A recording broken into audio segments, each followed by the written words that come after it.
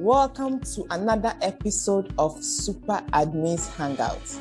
This is where you get to hear the inspiring stories of super admins and get to learn career and productivity tips, tools, and tricks that will help you thrive and excel in your role as an admin. My name is Becca and I'm your Hangout hostess. Today, I'm super excited to be hanging out with Jesse. Before I bring Jesse to the virtual stage, allow me to read to you his bio.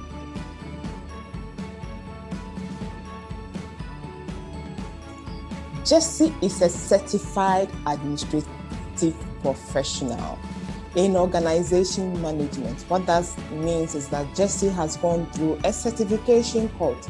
So he is a certified administrative professional.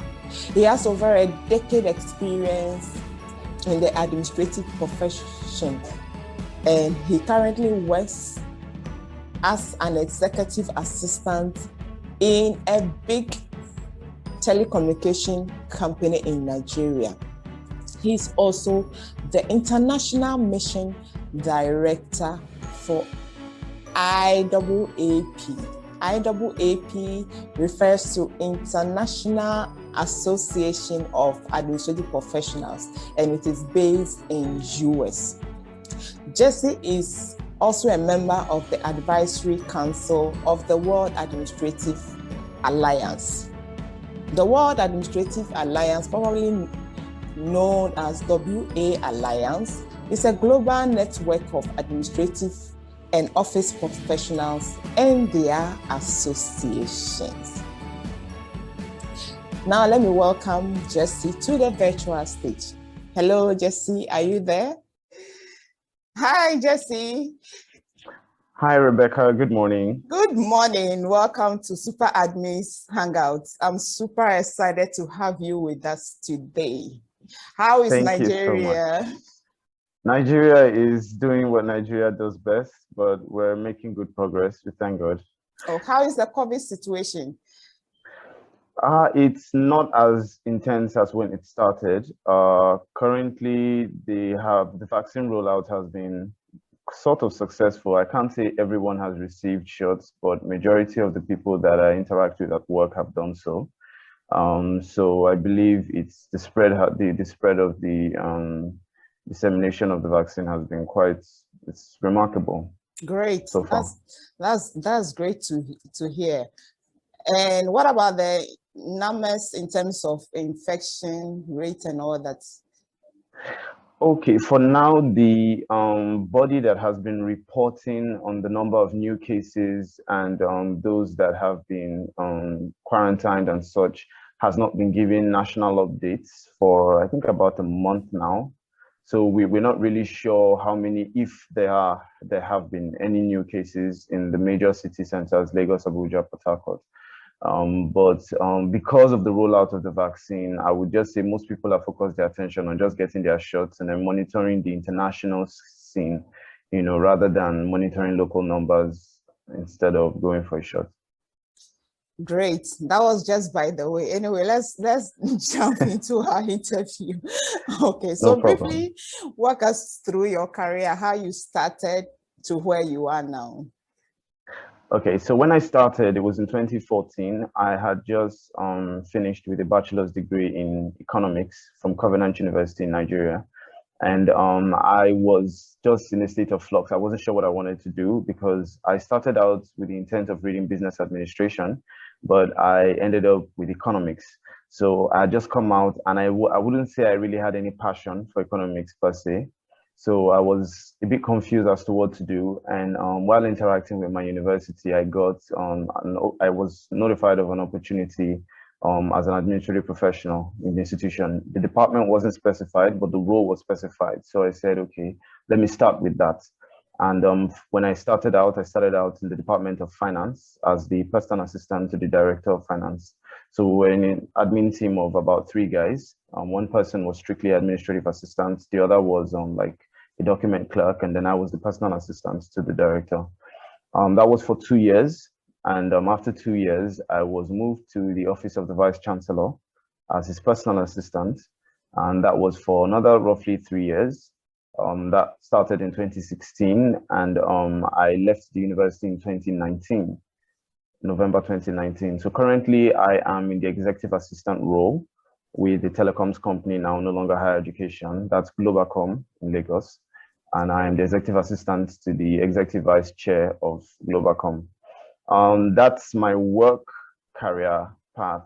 Professionally, I started out with the IAAP as a member in 2015 because a colleague, not really a colleague, one of my bosses at the office was talking about professionals in various departments in the university getting certified and involved in their profession, not just, the daily coming to work thing and then getting promotions with internal exams, but in your profession. Why not interact with other professionals outside in the industry, get to know what obtains beyond the higher education sphere and all that, so that you can be dynamic as a person and what you add to the bottom line can be more efficient. So he spoke about several bodies, but the most prominent one he spoke about was the IAAP. So I became interested. I became a member 2015, and in 2017 I got certified as certified administrative professional. It certifies you as an administrative professional with the ability to function effectively in any administrative role, in any industry you basically find yourself in. Then in 2018, I attended the summit. It was in Austin, Texas, the IAAP summit. And it was a wonderful experience for me too, because I got to meet a lot of other professionals just like myself. And it gave me a bird's eye view of the role. It made me see the role from a different perspective, because I was just used to what I'd been seeing in the university over the last, that was about 4 years. But interacting with different people, different walks of life. Some of them have been in the profession for 30 years, working with some Fortune 500 organizations. And I was like, wow. So it really motivated me as a person, even beyond my certification, to, push to become one of the best in the profession for my own benefit. And then in January 2019, I was invited to be part of the advisory council for the World Administrative Summit that was coming up for that year. And also, there was talk about inaugurating an interim governing council for the World Administrative Alliance. So I'll talk more about that later in the. Share with us your experience working as a male in what seems like a female-dominated profession. Yes, I don't know if I'm right with that, because that's what it looks like, but yes. I don't know if it's true. Yes, I've actually seen a number of studies that also imply that. But from my encounters, it seems to have become more of a unisex role, at least in the last 10, 15 years, because the summits have been a part of the fact that, well, you wouldn't be wrong. For example, on the World Administrators Alliance Governing Council, Interim Governing Council, there are 7 members and just 2 are male, myself and a different guy, the rest are ladies. So I would not really say, no, it's not a female-dominated profession, but I would say why it appears to be a female-dominated profession is because a lot of the ladies take the lead in the profession. When you check a lot of the leadership engagements, when it comes to associations, networks, they seem to be more vibrant, outspoken, taking leadership roles, vying for them. And most of the males just seem a bit relaxed. But I say relaxed, yes, so a bit laid back about such. So you would find that if you go for a summit, you would see just as many men as you would see women, but the women are more outspoken in the role. So I would just say it's because women are more outspoken. I wouldn't really say it's a female-dominated role per se. But how has it been? It's been great. A lot of these ladies in the profession are absolutely fantastic people. They're very, very, very, very motivating.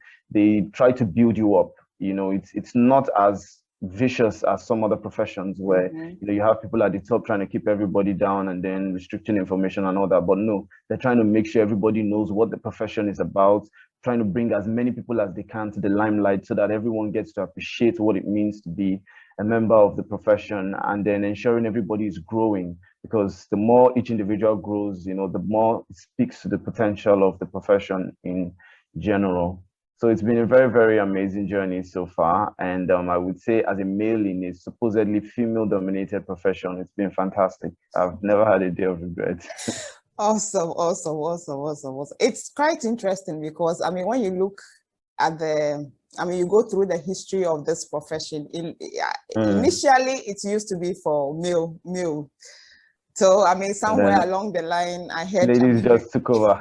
yes, because the men went to war during the, the World War days. The men went to Yes. war and the women at home. So they decided to take over the office work. And then when the men came back, the women have already occupied the Taking position. everything.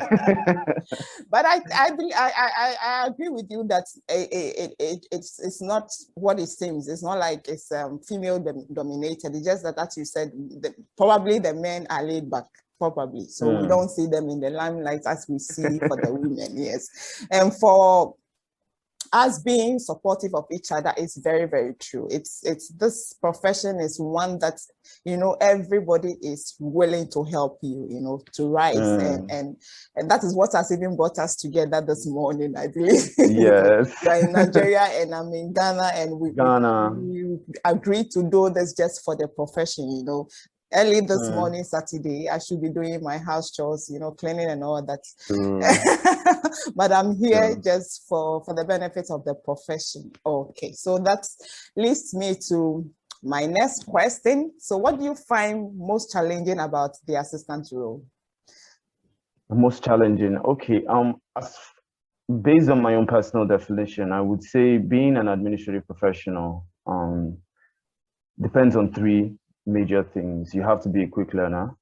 You have to be very swift in adapting as a person. You have to be dynamic. And thirdly, you have to be an avid collaborator, meaning you have to be open to engaging and interacting with people. You can't be someone who is shy or keeps a lot to yourself, especially as it relates to work. So for me, what I would say has been most challenging of those three major attributes would be, I would say it would be the adapting. It would be the adapting for me because I've had to work in three different departments over the last 7+ years of my career. And when I started out in finance, the nature of work, what we do there, the operating cycle, the expectations are very different from what I experienced in the Vice Chancellor's office. And the personality of the individual, because the nature of your work is defined by who is in that office, regardless of the operational cycle of that office. The person's idiosyncrasies are very extreme. The way they carry out their activities, the way they approach tasks and basic things is very extreme. It's going to affect you as an administrative professional that is attached in a sense to them or their work cycle. So the most difficult or challenging part for me would be adapting to the persons that I've had to work with, and then just ensuring that, keeping things the way they should be, keeping things strictly business, and then ensuring that we still meet up with goals and targets that have been set. Awesome. I agree with you. Adapting, especially when you don't work for one executive for a long time, you need to learn the personalities of the people that you support. And if they are different people, then you need to spend time trying to adjust to their way of working. Each person. I agree totally. It sometimes can be very challenging. I remember I used to support a male executive, and then later I ended up supporting a female executive, and I realized that the dynamics are not the same. No, they are not. They are not the same. The personalities are different, and the gender is different. The way they do their things are different, and sometimes it can be very, very challenging. I found that challenging too. Okay, so what do you also find exciting about the role? We've shared the challenges. What about the exciting parts? The exciting part for me is quick learning and collaborating. As a person, when I'm not working, I'm kind of shy, very laid back to myself. I spend a lot of time alone, actually. So usually I just spend time reading, researching on one thing or the other, watching one or two videos and all that. But for me, while working, the two attributes that I find most fascinating is collaborating with other professionals and other individuals at work, as well as learning, because every day new tools come out that enhance the work that we do. And finding some of these tools and how efficiently they just wrap some of our operational cycles and then make some things that seem so tedious become extremely efficient and easy is amazing for me. Some of those discoveries are like, wow, this application exists and I've been doing this all this time. So that's one of the fascinating parts for me. And then collaborating, because I have met some very fantastic people over the years. Some people have been so instrumental to my work that, in fact, not knowing them, while having some of those roles would have been quite frustrating, would have made the role very difficult. But having some of these connections in some key offices, not even within the institution where I work now, but I'm talking outside, for example, at the airport, sometimes clearing your executive who is coming in late for a flight because you have one or two contacts at the airport authority is very, very, it helps your work, so seamless. You just find out that what other people would have bundled up because they don't have any contact and life just happened at them. Because of a number you can call and the person will say, don't worry, I'll handle it from here. It just tends to enhance our work. So I would say the most fascinating or enjoyable aspect of the work would be the area of quick learning and collaboration. Awesome. I also find that very interesting. Yes, the having the opportunity to learn all the time, because you always have to be on your toes as an executive assistant. Yes, and then the nature of our work demands that we collaborate with others, because we don't work in isolation. You always need a colleague, maybe in the finance department, the HR department, to get some things done for your executive. So you're always collaborating with your colleagues, and then, as you said, collaborating with other people, even in your, people in the profession, because you might need some information that's, and an executive assistant somewhere might have that information or the answer to the question that you are looking for.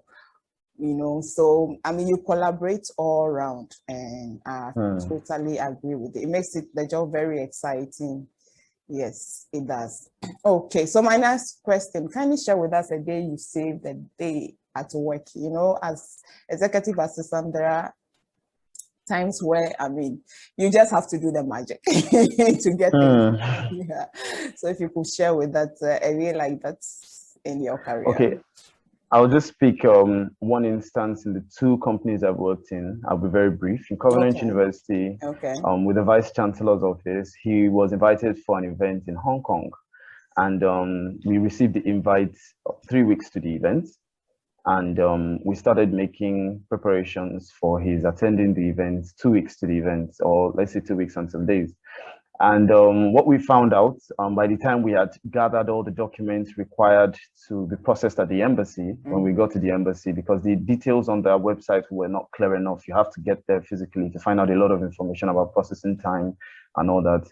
We were informed that we would require at least 6 weeks of processing before the visa can, the visa can be stamped on into the passport. And I said, wow, we don't have 6 weeks. We have less than 3, in fact. We have 2 and some days. And they said, well, that's the best they can do. So I had to come back to the university with that information. But, like I said, collaborating, information that you get here and there can really save the day. And I said, look, I know how much my executive wants to go on this trip. In fact, he's attending this particular summit is key to one of the strategic projects that the university was working on at that time. So coming back to tell him, sorry, you can't go, they said it's not possible, is not really the kind of news I'm hoping to give to him. So I called the embassy contact number and began to ask them to link me from one person to the other, just so I can get as much information. I actually didn't have hope, but let me just get as much information as I can on why this cannot work, so that if I'm going to give him that information, it wouldn't be like I'm giving him a half-baked report. And so while making all those calls, I was linked to a lady that worked at the embassy who said that, okay, you know what, there is another way. And your executive may or may not like that way, but that is the only other alternative right now. If he absolutely wants to attend this event, he can send his passport via DHL to Hong Kong, to the people who are processing the visa. To the people who are organizing the conference, and then they can process the visa for him over there. So I said, oh, that's wonderful. Thank you so much for the information. I'll relay it to my executive. I got back to the office and I told him, okay, there's good news and there's bad news. The bad news is we can't work with the embassy here in Nigeria because they need about 4 to 6 weeks minimum to process this, and we have less than 2. But the good news is you can send your passport to Hong Kong. To the organization running the event was called the Times Higher Education. So the Times Higher Education, you can send your passport over to them. They'll help you process your visa over there, and then DHL your passport back to you. He was not having that because it's a very sensitive document. Yeah. It's his international passport. It can get missing in transit. It can get damaged and all of that. So at first he was like, "Oh, no. They find a different alternative from this. I'm not comfortable with that." So I was a bit like, okay, so what do I do? He has to go for this event because it's very, very strategic meeting, and there seems to be no way out. So I had to impress upon him. I had to come to him and say, look, sir, why not hold me accountable if anything happens? Because there's no other way that we can do this. I've called, I've made extensive research and spoken with as many people as I can. And he said, okay, it's not about him holding me responsible now. I need to get a contact in Hong Kong, the Times Higher Education, that would be able to also vouch for us that the document will be handled properly and there won't be any damages, no stories. So I said, okay, I'll get a contact from there. I spoke with one of my colleagues in the university who also talks with the Times Higher Education towards that meeting. And he got me the contact of a lady, I'll never forget her name, Miss Nikki Horseman. Okay. And so we started interacting through email, and I told her the situation, and she said, oh, don't worry about it. Once the passport arrives, she will be the one to receive it. She'll make sure nothing happens to it. She'll follow up on it personally. And once it's been DHL'd back, she will let us know.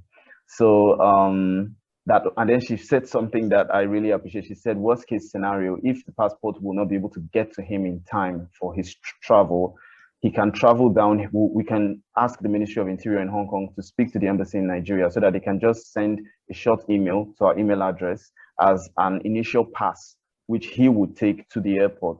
So the essence of that pass is to inform them that his passport is over in Hong Kong, which is where he's going to, and this documentation will give him transit from Nigeria to Hong Kong, and that would just more or less stand in gap until he gets there to pick up his original passport, instead of sending it and then it comes maybe a day after he's supposed to travel and all of that.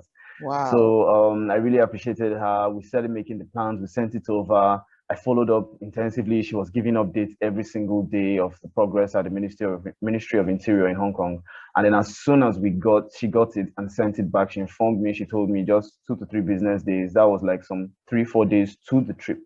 So once the passport came in, we received it. I informed her, took snapshots of it just to let her know the contents of everything that came. She verified that, yes, that's what they sent. And it was a fantastic project cycle for me because I'd never done that. We've never done that in the history of the university. And it seemed like, it didn't seem impossible, but it seemed absurd. But the fact that, every individual party played their role so well and everything just came together, I wouldn't say I saved the day in quotes, but it was a remarkable experience all the same for me. And I would say it's something I've done so differently from the norm that yielded positive results. But here in Globacom, what have I done to save the day? I wouldn't really say something unique, but I would say something that every administrative professional around the world in April 2020 did to save the day, which was going E. We were using physical document cycles at Globacom, hard copy memos, hard copy everything. And all of a sudden, the information just drops. Everybody's going to go home for the next 2 weeks to a month. We don't even know if we're going to be coming back. The whole world is just basically shutting down. And it was like, okay, but we can't shut down because we're telecoms. People need us to communicate, to find out information and all that. So it was like, my executive just sent a strong message to me that whatever happens, my office cannot shut down. Documents must still get to me and all of that. And I was like, wow, okay, so how do we do this? So I quickly did some personal finding out what applications or tools would serve best for, moving an entire office from physical to an e-desk. And I found out about CamScanner, the business edition. And I downloaded it, ran around the app a bit to find out, how it works and the best ways to utilize it. And then I personally just subscribed for the business pack by myself because I needed the tool right away and there was no time to start chasing any finance department or whatnot. So once I subscribed for it, I just moved everything that was physical via a scanning device online. And from that moment on, subsequent documents were coming in via email because no one was going physically to the office to do that. The entire office moved from a physical location to an e-office with an e-desk, e-KIV files, e-everything. And it was like, wow, we were not ready for this. We didn't even plan for this, and everything was so instantaneous. And look at how the switch was just made. So I would say that would be a second time, but it's not something peculiar to me, because I know in different offices around the world, different administrative professionals also had to live up to that demand to move offices to an online location. Wow. Interesting stories. Wow. This is so awesome. You know, in fact, you had to be innovative at that instant. And so, yeah, even on those two situations that you described to us, you just had to come out with something to save the day. So you actually saved the day. You were innovative. Yeah.